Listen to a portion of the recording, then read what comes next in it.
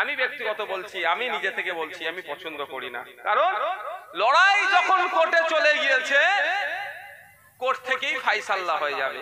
আর না বলে থাকতে পারছি না একটা কথা, অনেকে হয়তো ভাববেন যে নওশাদ ভাইজান এত মানহানি করে, মানহানির মামলা করছে না কেন? অনেকে ভাবতে পারে বা ভাবাতে পারে। আপনাদের বলি, একটা মানহানি হবে না। আমার যে 5000 ছেলের নামে মিথ্যা মামলা দিয়েছে, এই মামলা তো প্রত্যেকদিন আমি লড়ি। যখন জামিন তো করিয়ে নিয়ে এসেছি, ডেটে ডেটে তো আমি যাই, মামলা তো হয়। 5000 হেডে যে মামলা চলছে, ওই 5000 হেড থেকেও কিন্তু মানহানি মামলা হবে। কখন হবে এই মামলাটা? মানহানি মামলাটা কখন যাবে? যখনই মামলা শেষ হবে, তারপরেই মানহানি মামলা হবে। এই মামলা চলছে, মামলা শেষ হলে খেলা কোথায় খেলবে? ভাঙড়ের এই রাইনুর, কারিমুল, ওহিদুল, আবার আলমগীর, সাজ্জু ভাইরা আপনারা দেখতে পাবেন, এরা সব আর্ধেক উকিল হয়ে গেছে। এত মামলা খেলছে, আর্ধেক উকিল হয়ে গেছে। ফিরে আসি আমার প্রসঙ্গে, যেটা আজকে প্রোগ্রাম। সত্যি বলছি, গতকাল দুপুর পর্যন্ত আমি ভেবেছিলাম এই প্রোগ্রাম হবে না, করতে পারবে না। কারণ প্রাকৃতিক দুর্যোগে যেভাবে আর জলায়ের ইয়াতে ডুবে গিয়েছে, মাঠে ঘাটে যেভাবে পানিতে ডুবে গিয়েছে, সম্ভব নয়। ওই জন্য আমার অফিস থেকে বারবার এদের সাথে কানেক্ট করতে বলছিলাম। আমি মনে মনে চাইছিলাম প্রোগ্রাম না হলেই ভালো, একটা দিন রেস্ট পাবো। বিশ্বাস করুন, ওই জন্য বলছিলাম বারণ কর না রে, পরে করতে বলবি। এরা বলছে না হবে। আমার ভাবলাম একদিন আর রেস্ট পেলাম না, সত্যি। আচ্ছা, এটা এই মহল্লার মধ্যে, আচ্ছা ওটা হয়ে যায়। খবর আপনি না মুখ খুললে কবর, বুঝতে পারছেন? বুঝতে পারছেন না? আমি সেটা ইস্তেমাল করতাম। আর আমার যিনি অ্যাডভোকেট যারা আছেন, বিকাশ রঞ্জন ভট্টাচার্য স্যার, শামীম ফিরদাউস দা যারা আছেন, আমাকে একটা কথা বলে দিয়েছিলেন যে বাবু, বিকাশ স্যার এই ধরনের বলেছে, ইগনোর করো, ও মাথা থেকে সরিয়ে দাও, আমরা আছি তো, আইনের দিকটা আমরা দেখে নেব। ওই জন্য আমি একটা কথা বলিনি। আর তাদের প্রতি আমার এই কনফিডেন্স আছে। আর সব থেকে বড় কথা, নিজের প্রতি তো কনফিডেন্স আছে। কোন মলি সাহেব বেটা পড়ালো, তাকেও আমি একটু দেখতে চাই। বুঝতে পারছেন না? তো হয়তো আগামী দিনে মলি সাহেব বেরিয়ে যাবে, সে মলি সাহেবকে খোঁজাটা একটু দরকার আছে না ভাই? একটু দরকার আছে। তাই আপনাদের বলবো, সাবজেক্ট থেকে একটা অবজেক্ট চলে যাও। আচ্ছা, ওই বিষয়ে সময় নষ্ট করে লাভ হবে না, সময়টা ফোকাসটা করতে হবে। Time is flying. এই টাইমটাকে আমাকে কোন জায়গায় কনসেন্ট্রেট করতে হবে, টু দা পয়েন্ট।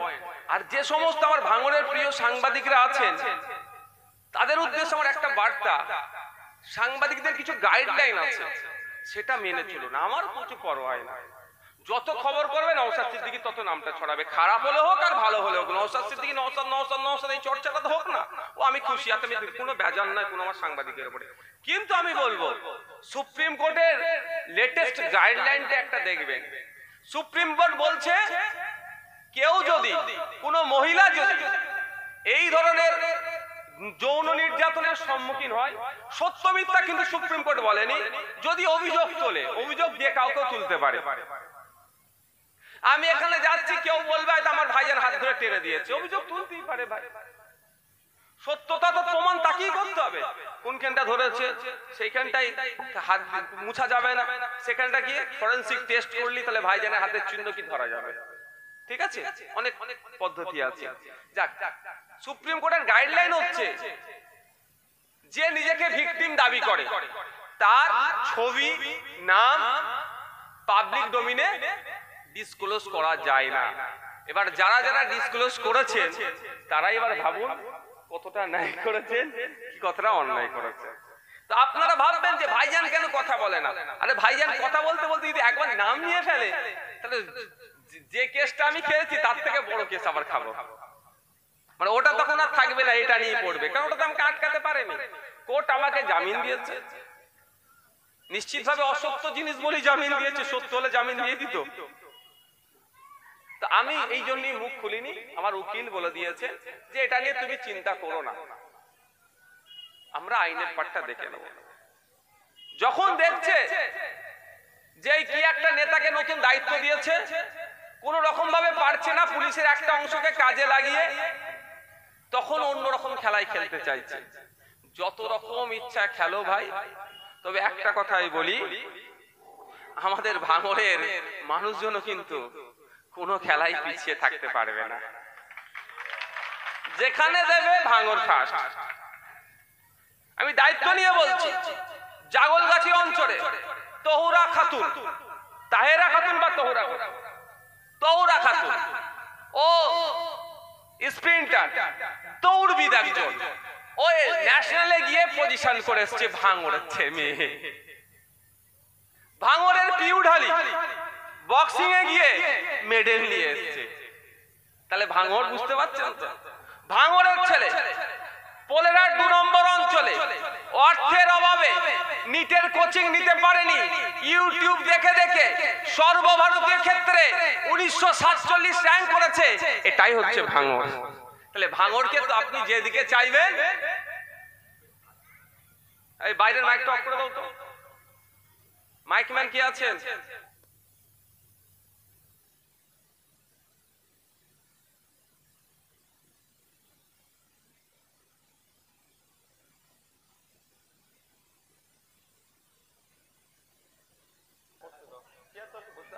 যত রকম ভাবে আটকানোর চেষ্টা করবে, সেই ফাঁদ কেটে ভাঙড়ের মানুষ বেরিয়ে যাবে।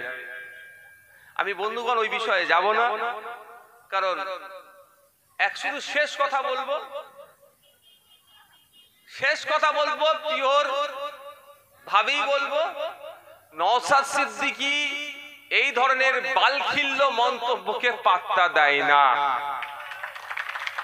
আই রিপিট, নওশাদ সিদ্দিকী এই ধরনের বালখিল্য মন্তব্যকে পাত্তা দেয় না।